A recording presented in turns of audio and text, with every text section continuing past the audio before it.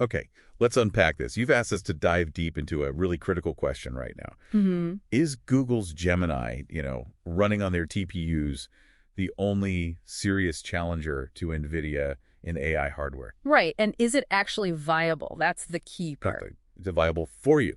So today, we're going to try and cut through the noise, maybe reveal a few surprises. Yeah, show that the landscape is maybe a bit more varied than people think. Definitely.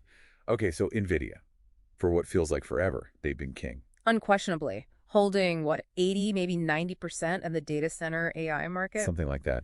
And their secret weapon is not just the chips, powerful as they are, it's CUDA. Oh, absolutely. That 17-year-old software platform. It's this huge moat, right? Libraries, developers.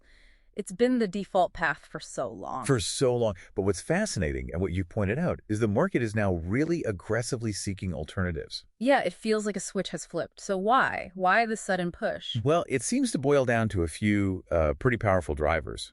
First up, the NVIDIA tax. Those 90% gross margins. Whew. Yeah, they're steep. It signals, a market where they had almost total control.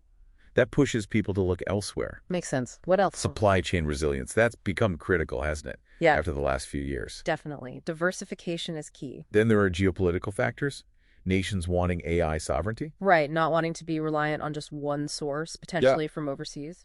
And workload optimization. This is a big one. The difference between training these huge models, which needs massive compute, and then running them efficiently for inference, day-to-day use. Very different needs. It's totally different profiles. Okay, so these drivers, they've sort of paved the way for challengers. Yeah, open the door. And we're seeing a few different types emerge. Like? Well, you've got the vertically integrated players, like Google. Then merchant silicon folks, AMD, Intel. Selling chips on the open market? Exactly. And then other big cloud providers, AWS, Meta, building their own custom silicon too. Right, for their own massive internal needs. Okay, let's start with Google then. TPUs. TPUs, yeah. Yes. Tensor processing units, a strategic hedge, really. They started back in 2015. Purpose-built ASICs, right. Application-specific integrated circuits. Exactly. Designed from the ground up just for AI tasks, unlike more general-purpose GPUs. And the efficiency claims are pretty wild. They are. 1530x faster processing, 3080x better performance per watt. For specific deep learning jobs, though, that's important. Crucial distinction.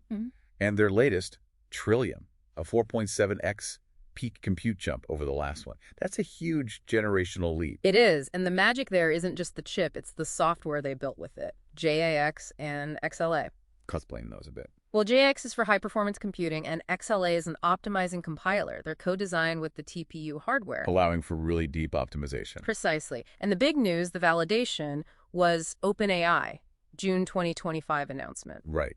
Historically huge NVIDIA users. And they said they're using Google TPUs for some ChatGPT inference. That's a lot significant. It's a massive signal. So, okay, TPUs are clearly viable, even for the top labs. Yeah.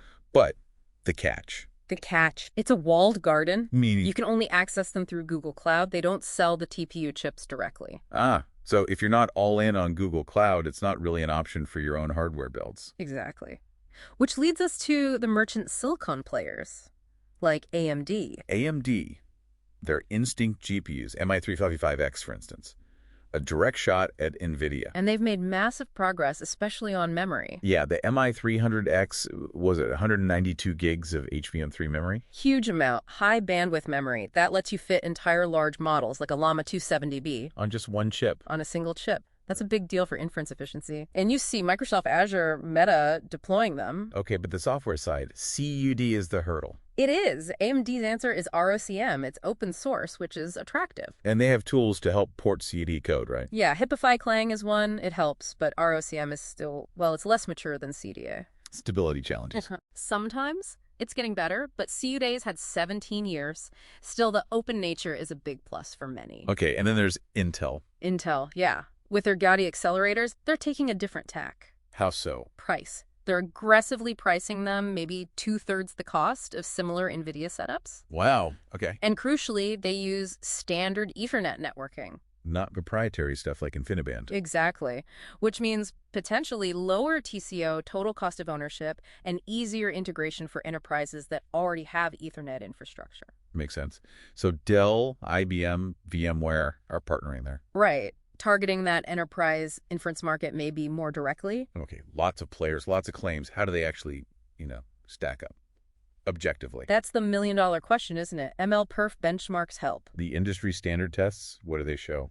Well, NVIDIA's newest Blackwell Ultra is breaking records. No surprise there. Okay. But AMD's MI355X, it's performing really well, at or even slightly above NVIDIA's last generation, the H100. So, highly competitive then. Very. And Google's Trillium shows those big generational jumps, too, for its specific tasks. Right. So, performance is one thing. What about the cost, the TCO you mentioned? Yeah, it's not just the chip price. It's power, cooling, the networking, and often the software development cost. The engineers... In cost. Definitely. NVIDIA is expensive, but CDA's maturity gives you some TCO predictability. You know what you're getting. Yeah. AMD. Lower upfront cost, but your TCO might depend more on your team's skill with ROCM. More engineering lift, potentially. Potentially. And Intel is really focusing on lowest TCO for enterprise inference, with that pricing and standard networking. So it really sounds like viability depends entirely on who you are and what you're doing. Absolutely. If you're a frontier lab pushing the absolute limits, maybe raw performance from the latest NVIDIA is still king. But if you're a hyperscaler, Extreme TCO optimization. Maybe custom chips like AWS Trillium or Meta's MTIA make sense, or maybe large AMD deployments. and for, say, a regular enterprise deploying known models. Inference performance per dollar becomes critical. That's where Intel might look good, or maybe older NVIDIA generations, or AMD. So the big picture is the market's actually getting much healthier, Yeah. more competitive. I think so, yeah. We're definitely seeing NVIDIA's huge market share start to erode, slowly but surely.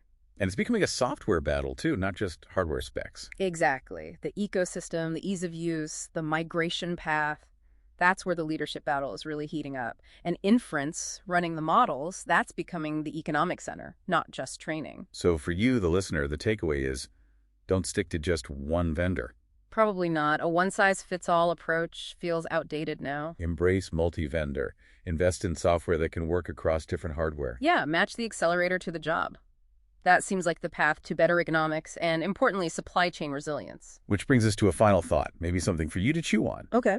With all these powerful open-weight foundation models becoming available, Yeah, models anyone can download and run. how will that accelerate this shift towards more diverse, cost-optimized hardware, especially for inference?